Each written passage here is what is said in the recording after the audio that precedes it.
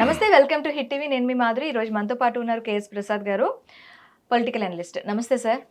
Sir, Bharati గారి మీద Chebrol Kiran Kumar and అలాగే ఇంకొక సీమరాజా అనే ఇద్దరు అనుచిత వ్యాఖ్యలు చేశారు, సోషల్ మీడియా వేదికగా తనని అనుచితంగా మాట్లాడారు అని చెప్పి వాళ్ళని అరెస్ట్ చేయడం జరిగింది. కిరణ్ కుమార్ని అదుపులోకి తీసుకున్నట్టున్నారు, ఇంకా సీమరాజా గురించి వెతుకుతున్నారు.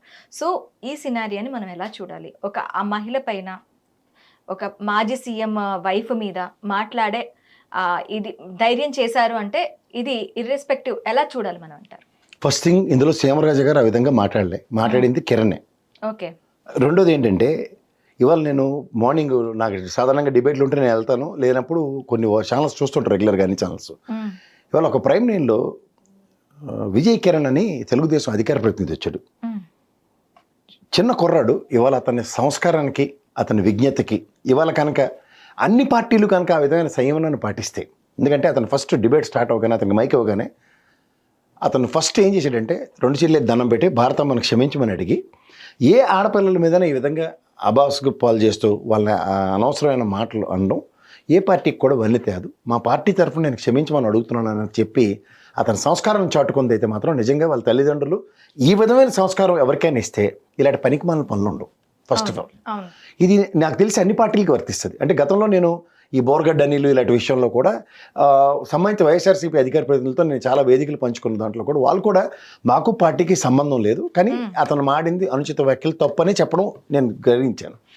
ఇక్కడ ఏమవుతుందంటే, ఈ తెలుగుదేశం పార్టీకి ఏంటంటే దారిని పోయిన కంపెనీ కాలుకు తగిలించుకున్నట్టు వీళ్ళు చూస్తూ ఏం చేశారంటే, తెలుసో తెలియకో అతను బాగా వీడియోలు చేస్తున్నాడు, 5 లక్షలు వెళ్ళిపోతున్నాయని అతను ఇంటర్వ్యూ మనం ఫాలో అయితే కిరణ్ చూసుకుంటే అందులో ఈ సెడ్ వెరీ క్లియర్లీ, నన్ను చంద్రబాబు నాయుడు గారు నా వీడియోలు చూసి బాగున్నాయని చెప్పి నన్ను పిలిచి మాట్లాడి ఐటీడీపీలో అవకాశం ఇచ్చి ఐటీడీపీలో మాట్లాడమని ఇచ్చారు. ఇప్పుడు మన ఇద్దరం ఇక్కడ డిబేట్ ఉంది. సే ఫర్ ఇన్స్టెంట్ మన ఇద్దరం మాట్లాడుతుంది, ఇద్దరు కెమెరామెన్లు షూట్ చేస్తారు, నెక్స్ట్ అది ఎడిటింగ్కి వెళ్తుంది. ఎడిటింగ్లో సే ఫర్ ఇన్స్టెంట్ నా దగ్గర నుంచి ఒక పనికిమాలిన మాటలు 4 వచ్చాయి. ఎడిటర్ ఏం చేస్తాడు, ఆయనకు ఉన్న నెక్స్ట్ చీఫ్ ఎడిటర్కి చెప్పి, సార్ ఇట్లా మాట్లాడి మనం డెలిబరేషన్స్ తీసేద్దాం, వీడియో వచ్చా. నెక్స్ట్ అది ఎక్స్క్లేషన్ మేనేజ్మెంట్ లెవెల్లోకి వెళ్తుంది. సరే, ఈయన కొంచెం తేడాగా మాట్లాడతారు. మీకు చీఫ్ ఎడిటర్ ఒక అతను ఉంటాడు, ఆయన ఏం చేస్తాడు, హెన్స్ ఫోర్త్ ప్రసాద్ గారు అబ్యూజివ్ లాంగ్వేజ్ మాడితే ఈయనని పిలవద్దు. వచ్చినప్పుడు ఆయనే కలిసి, ప్రసాద్ గారు మనం బాగా చేస్తున్నారు కానీ లేదంటే ఈ అబ్యూజివ్ లాంగ్వేజ్ మనకు కుదరదు సార్, మా ఛానల్ డెకరం కాదు. అప్పుడు ఏం చేయాలా, నేను తమాయించుకుని ఒళ్ళు దగ్గర పెట్టి మాడాలి, లేదా 2 సార్లు మాడితే మీరు ఇంక అక్కర్లేదు సార్, దండం పెట్టి పంపిస్తారు. నేను అంటుంది అది లైవ్ టెలికాస్ట్ కాదు కదా, అవును, ఎంతమంది ప్రమేయం లేకుండా వీడియో బయటకు రాదు కదా, అవును, పోనీ ఇదేదో మొదటిసారి కాదు కదా.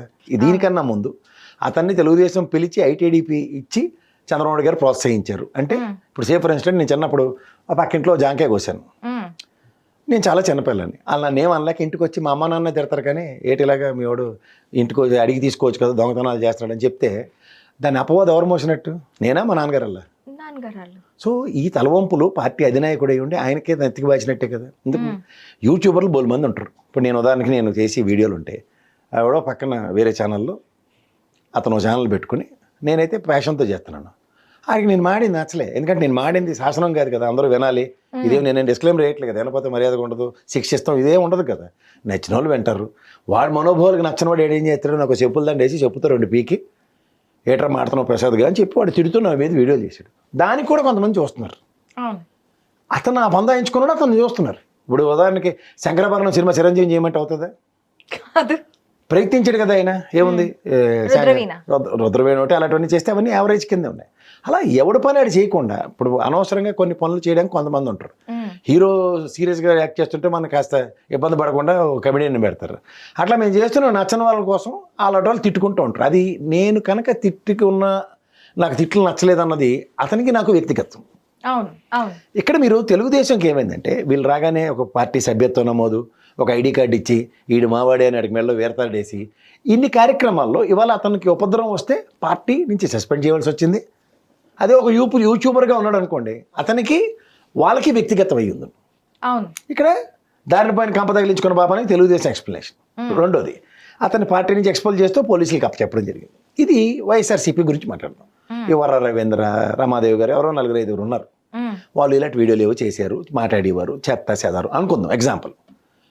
లేదంటే బోర్గడ్డ అనిలే, వీళ్ళకి ఎప్పుడు ప్రాథమిక సభ్యత్వం వైఎస్ఆర్సీపీతో లేదు, సానుభూతి పరులు. వాక్ స్వతంత్రం ఉంది, భావ ప్రకటన స్వేచ్ఛ ఉంది. ఓకే. వాక్ స్వతంత్రంలో బూతులు మాట్లాడకూడదు అన్నది సమాజం మనకిచ్చిన డెకరం. సమాజాన్ని వైలేట్ చేస్తే నేను బూతులే మాట్లాడుతున్నప్పుడు ఎవరేం చేయగలరు? బాబు సర్లే పక్కకెళ్ళు, నీకు విని ఆనందించే వాళ్ళు ఆనందిస్తారు, వినకూడా ఉండేవాళ్ళు అందరికీ సైకో మెంటాలిటీ ఉండాలి లేదు కదా. అవును. వాళ్ళ మెంటాలిటీ ఉన్న వాళ్ళు వాళ్ళు అలాంటివి ఎంజాయ్ చేస్తారు, వాళ్ళకి వదిలేయండి. అట్లా కాకుండా ఇది యాజ్ ఇఫ్ అన్నట్టు మాట్లాడడం చాలా తప్పు అంట. ఇప్పుడు ఉదాహరణకి ignorance is death, tolerance is also. Ignorance అంటే ఏంటి? ఆ సీమరాజా గారి గురించి చెప్పు, ఆయన మెల్ల కండు వేసుకొని ఆయన మాట్లాడుతుంది మాటలు. అది పార్టీ ఏం చేయాలి? నీకు సభ్యత్వం లేదు, నా పార్టీ మనిషివి కాదు, నువ్వు కండు వేసుకుని ఎలా మాట్లాడుతున్నావు అని కేసు పెట్టారు అనుకోండి, ఇంకోసారి ధైర్యం చేస్తారా? చేయరు. కానీ దానికి టిట్ ఫర్ టైట్గా ఇంకోటితో కండు వేయించి ఇటు నుంచి మాట్లాడించి అవన్నీ అనవసరమైన తలకే నొప్పులే కదా. ఇవాళ వాడు మాట్లాడుతున్నాడు, నన్ను గిల్లేడు పొడిచాడంటే ఇది మొదటి నుంచే మొక్కై వంగంది మోనే వంగున, ఇది ఒక ప్రశ్న. రెండోది మనం ఏం మాట్లాడుతున్నాం ఇక్కడ. మీకు ఈ కిరణ్ అన్న విషయం రజనీ గారిది సజ్జలది మాట్లాడాడు, తర్వాత అవినాష్ రెడ్డిది మాట్లాడాడు, తర్వాత ఇష్టం వచ్చినట్టు అందరి విషయాలు మాట్లాడుతున్నాడు. వీటన్నిటికీ మూల కారణం ఎక్కడ? ఇప్పుడు ఆవు గట్టును మేస్తుంది అనుకో, దోడెలు సీల్లో మేది కదా. అనితమ్మ గారు గౌరవప్రదమైన హోమ్ మినిస్టర్ పొజిషన్లో ఉండి ఆవిడ మాట్లాడిన మాటలు, భారతమ్మ గారిదిను విజయమ్మ గారి విషయంలో అమ్మ అన్న మాటకి ఆవిడ ఇచ్చిన నెరేషన్స్, ఈ వివేకం అనే పనికిమాలిన సినిమా టికెట్ ఆశించి తీసిన ఒక సినిమాకి చంద్రబాబు గారు వివేకం సినిమా చూడండి, ఈ ప్రొవకేషన్స్ ఎక్కడి నుంచి వస్తున్నాయి? ఈ కిరణ్ని ప్రోత్సహించి ఐటీడీపీలో ఉద్యోగం ఇప్పించి మా గురించి బాగా మాట్లాడిన అయినా అని చెప్పి ప్రోత్సహించిన బాధ్యత ఎవరిదవుద్ది? మా గురించి బాగా మాట్లాడు అంటే పక్కోండి తిట్టు అని కాదు కదా సార్. అలా కాదు కదా, ముందు మాట్లాడి నువ్వు కూడా ప్రభావితం అయ్యే కదా. ఆయన చెప్పింది ఏంటి? నేను మా నాన్నగారు ఇరిగేషన్ డిపార్ట్మెంట్లో పనిచేసేవారు, ఆయనకి ఆరోగ్యం బాగోలేకపోతే నేను లష్కర్ కింద జాయిన్ అయ్యా. తదనంతరం స్వీట్ కోట్ పెట్టుకున్నా, తర్వాత వీడియోలు చేస్తుంటే మా అమ్మ ప్రోత్సహించి వీడియోలు చేసిన. తదనంతరం వచ్చింది పరిణామం. నువ్వు బాగా పెర్ఫామ్ చేస్తే రిపబ్లిక్ టీవీ పిలిచాడు అనుకో, యువర్ పర్ఫార్మెన్స్ ఈస్ గుడ్ అని, దాన్ని అప్గ్రేడేషన్ అంటారు. ఇలా అప్గ్రేడేషన్ పార్టీ పరంగా జరిగినప్పుడు ఒక మోడల్స్ ఆఫ్ ఆపరేషన్ ఎందుకు గమనించట్లే నువ్వు? ఇందులో నెగిటివిటీ అన్నది హిడెన్ ఎజెండా కింద కాకుండా ప్రాక్టికల్గా నెగిటివ్ అన్న కంటెంట్ని వెళ్తురుగా కండువాలు కప్పి, ఆవిడెవరో శ్వేతిరెడ్డి ఎక్కడో ఉంటారు, ఆవిడ నన్ను తిడుతుంది, సీమరాజు నన్ను తిడుతూ చేశాడు, ఈ కిరణ్ నన్ను తిడుతూ చాలా వీడియోలు చేశాడు. ఎగ్జాంపుల్ చెప్తున్నా. ఇతనికి నాకు పర్సనల్గా అతను ఐటీడీపీ నుంచి తిడుతున్నాడు అన్న అపవాదం ఇవాళ అతనికి వచ్చినట్టే కదా. అవును, డైరెక్ట్గా యాక్సెప్ట్ చేశారు. పార్టీకి వచ్చింది. ఇప్పుడు గతంలో పాత వీడియోలు చేయొచ్చు, కొత్త వీడియోలు చేయొచ్చు, whatever you name it as. ఇవాళ నేను మాడుతుంది అంటే స్పెసిఫిక్గా ఫస్ట్ ఆఫ్ ఆల్ నాకు ఒక అధికార ప్రతిస్థాయి ఉన్న వ్యక్తి కూడా నా గురించి ఒక పర్సనల్ వీడియోలో నేను తిడుతూ చేశాడు. ఇది ఎంతవరకు సముచితం? అది వాళ్ళ విజ్ఞతకు వదలాలి. పైపతి నాకు ఎదురు ఏంటంటే నువ్వు ఎందుకు కేసులు పెట్టలేదు అంటే, ఇది ఏది తెల్లారు లేచి ఆ కింద కామెంట్ లేదు, నా మనోభావాలు గాయమి శ్రీకాకుళం వెళ్ళి కేసు పెట్టి విజయవాడ వెళ్ళి కేసు పెట్టాల్సిన అవసరం ఏముంది? అది కాదు కదా. Content what you are delivering is more matters. ఇప్పుడు మనం ఒక వ్యక్తి గురించి మాట్లాడే హక్కు నీకు ఎవరిచ్చారు? ఇవాళ ఇల్లీగల్ రిలేషన్స్కే సుప్రీంకోర్టు రాచమర్యాదలతో మీ సావులు మీరు చావండి అని చెప్తుంది. అవును, పాయింట్ 1. రెండోది, ఇక లేనిది ఆపాదించి మాట్లాడడానికి నీకు ఎవడిస్తున్నాడు సూపర్లేటివ్ డిస్క్రిప్షన్స్? ఒక సమాజంలో ఎంత కాదన్నా వాళ్ళు ఎంపీలు, మినిస్టర్లు, ఎమ్మెల్యేల స్థాయిలో ఉన్న వ్యక్తులకి మన స్థాయి ఏంటి? ఇప్పుడు గిరాకార్పి అన్న వ్యక్తి ఎవడో ఉన్నాడు, అతను మాట్లాడుతూ కూడా వీడియోలు ఏవో పడితే అవి చేస్తుంటాడు. Over a period of time ఒక స్థాయి కలిగిన ఇంకొక నటుడు, ఆయన బాబు మోహన్ గారు, మాజీ మంత్రి కూడా, ఆయన ఎమ్మెల్యే స్థాయి. ఆయన ఏం చెప్పాడు? మనం స్థాయిలు మర్చిపోయి మన బతుకులు మర్చిపోయి ఏం మాట్లాడుతున్నాం అన్నది మాట్లాడు. మనం కాదు కదా. సమాజం ఎలా ఉంటుందంటే, మనం ఏదో చేసి పారిపోయామని కాదు, దాన్ని ఎక్కడో దగ్గర ఒక ఖండన ఎదుర్కోవాల్సి వస్తుంది. ఆ ఖండనకి ఎట్లాంటి యాటిట్యూడ్స్ యాడ్ అవుతున్నాయో గమనించుకోవాలి. You cannot take things as granted as long as things are happening అనుకుని. ఫస్ట్ ఆఫ్ ఆల్ నువ్వు మాట్లాడుతున్నప్పుడు నిన్ను ఎవరు నిలువరించలేదు, తర్వాత అధికారం యాడ్ అయింది కాబట్టి ఇంకొంచెం యాడెడ్ ఫ్లేవర్ అనుకుంటే అది భ్రమ. ఓకే, పెరుగుట విరుగుట కొరకే అన్నది కాకూడదు, పెరుగుదల కోసం అన్నది ఉంటే ఆ పెరుగుదలలో మన యొక్క ఇండివిజువాలిటీ ఎన్హాన్స్ అవుతుంది, వ్యక్తిత్వ హననాలు. ఇప్పుడు ఇంకోటి ఏంటంటే, వాళ్ళు మాడారు కాబట్టి నేను మాడాలి అన్నది అది మీ విచక్షణ కాదు. ఇప్పుడు 43 సంవత్సరాల లెగసీ ఉన్న పార్టీ, దీనికి ఒక ప్రాథమిక సభ్యత్వ నమోదులు, ఒక్కొక్క ఐడెంటిటీ, ప్రతి ఒక్కరికి గుర్తింపులు, ఇవి చాలా ఇంపార్టెంట్. ఇది మిగిలిన పార్టీలతో కంపేర్ చేయండి. ఇది జరగనప్పుడు, ఇది జరుగుతున్నప్పుడు owning a person is not an ordinary thing. అలాంటి owning a person is disowning the party and disowning the party cadre. అది ఎవరికి తలవంపులు వస్తున్నాయి? పార్టీకి, పార్టీ అధినాయకుడికి. ఇది గమనించుకోకపోతే ఈ సెన్సిటివిటీని మిస్ అవుతున్నారు.